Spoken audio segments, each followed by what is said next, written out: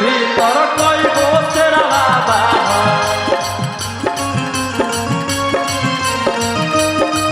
भैया भैया एक लाइन गाना पड़ेगा भैया आपको। नहीं नहीं गाना पड़ेगा भैया।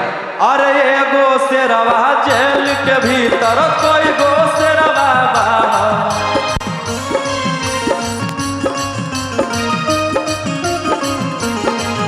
अरे एगो शेरवा जेल के भीतर कोई गो शेरवा बा। बाहर में सभी के सबराना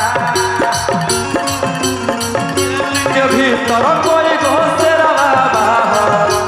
बाहर में सब शूटर खूना खा। भैया भैया और भैया मैं आपके लिए एक मगही गाना लिखूंगा खुद से और आपको गाना पड़ेगा भैया। बहुत डिमांड है भैया आपका मगध में।